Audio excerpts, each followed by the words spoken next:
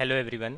मैं हूं नौशाद और आज मैं आपको बताऊंगा सेक्शन ए गाला पेपर 2 का ऐसे सब्जेक्ट का 10 स्टैंडर्ड के लिए। तो इसके अंदर सबसे पहले ये देखिए मैच द पेयर्स है। तो इसके अंदर फर्स्ट वाला मेट्रियार्कल सिस्टम ऑफ फैमिली। तो मेट्रियार्कल सिस्टम ऑफ फैमिली कहाँ से शुरू हुई थी? तो द्राविडियन से शुरू हुई थी। द्राविडियन से ऑप्शन बी, तो इसका आएगा बी। बाद में सेकंड पृथ्वीराज रसो। तो पृथ्वीराज रसो किसने लिखी थी? ई। पोएट चांद बरदई, तो यहाँ पर ई आएगा। बाद में रानीनी वाव। तो रानीनी वाव कहाँ पर है?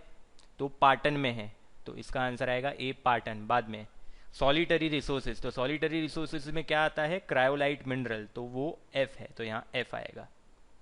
बाद में fifth year of women empowerment. तो कौन सा साल था? देखिए साल में दो ही ऑप्शन है, 2002 और 2005, तो इसमें से 2002 आएगा, सी। अब इसके बाद ट्रू और false. Kathakali is a very famous dance form of Andhra Pradesh. तो ये गलत आएगा, फॉल्स आएगा। कथकली आंध्र प्रदेश का डांस फॉर्म नहीं है, ये केरला का है। बाद में seventh Persian was the language of court of Delhi सल्तनत। तो ये ट्रू आएगा, पर्शियन ही उनकी भाषा थी। बाद में in organic farming chemical fertiliser and insecticides are not used. तो ऑर्गेनिक फार्मिंग में कीटनाशक और ये खाद केमिकल की बनी हुई वो इस्तेमाल नहीं होते हैं, तो ये ट्रू आएगा, सही आएगा। बाद में ninth India ranks first in the production of cement. तो ये गलत आएगा, फॉल्स। इंडिया फर्स्ट नहीं है, इंडिया सेकंड है सीमेंट प्रोडक्शन में। बाद में poverty is a qualitative concept. तो ये थोड़ा मिसप्रिंट हुआ है एक्चुअली पेपर में, कंसेंट या ऐसा कुछ लिख दिया है, कंसेप्ट आता है, और ट्रू आएगा। बाद में answer in short for 11 number where is Uttarardh dance Mahotsav celebrated. तो इसका आंसर आएगा मोढेरा। आपको क्वेश्चन में से ही इतना लिखना है कि उत्तरार्ध डांस महोत्सव इज सेलिब्रेटेड, बाद में इन मोढेरा।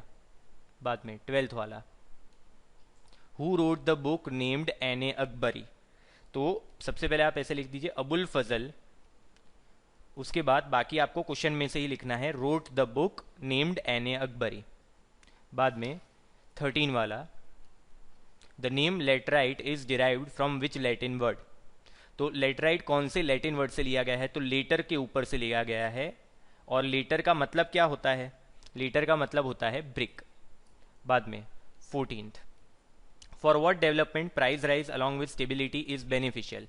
तो कौन से डेवलपमेंट के लिए प्राइस राइज स्टेबिलिटी के साथ यूज किया जाता है? तो इकोनॉमिक डेवलपमेंट के लिए। तो फॉर इकोनॉमिक डेवलपमेंट का खाली आपको व्हाट की जगह इकोनॉमिक लिख देना है, और बाकी आपको क्वेश्चन में से ही कॉपी करना है। फॉर इकोनॉमिक डेवलपमेंट बाकी आपको क्वेश्चन में से लिख देना है पूरा। बाद में fill in the blanks dash language is similar to Hindi and Gujarati. तो देखिए ऑप्शन आपको दिए मराठी, राजस्थानी और पर्शियन, तो इसमें राजस्थानी आएगा। राजस्थानी, हिंदी और गुजराती सिमिलर होते हैं।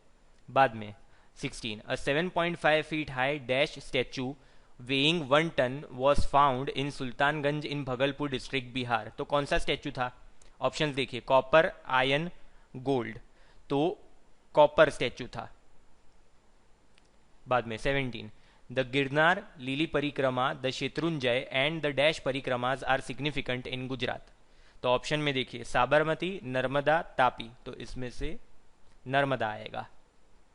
बाद में 18 India is included in the category of dash human development countries. Option में हाईएस्ट, हाई और मीडियम, तो मीडियम आएगा। हमारे यहाँ ह्यूमन डेवलपमेंट उतना ज़्यादा भी नहीं है, उतना कम भी नहीं है, मीडियम है।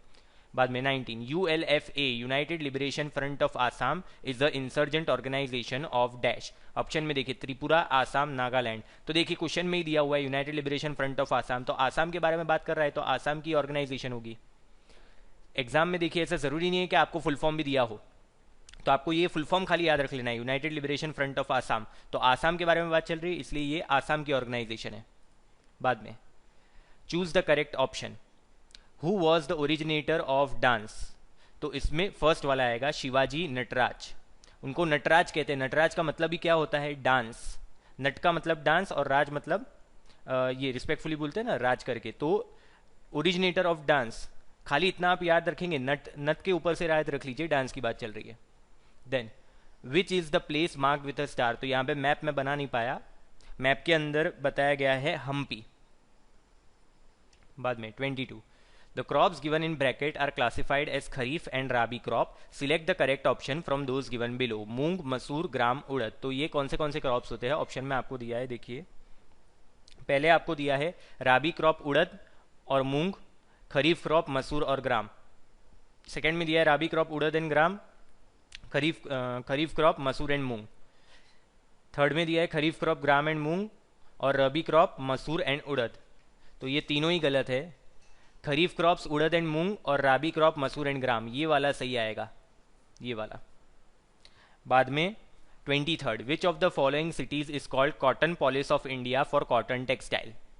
तो ऑप्शन में देखिए इंदौर, मुंबई, अहमदाबाद, नागपुर. तो मुंबई आएगा, मुंबई में कॉटन पॉलिस बोला जाता है. अब which is the biggest challenge before the world.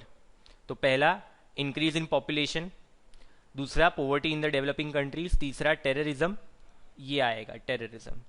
सबसे बड़ा चैलेंज पूरी दुनिया में अभी टेररिज्म ही है. तो ये था मेरा सेक्शन ए पेपर 2 का. अगर आपको वीडियो पसंद आया हो तो लाइक, शेयर और सब्सक्राइब कीजिएगा. पेपर 3 में जितना जल्दी हो सके उतना जल्दी अपलोड करूंगा section A. Thank you for watching.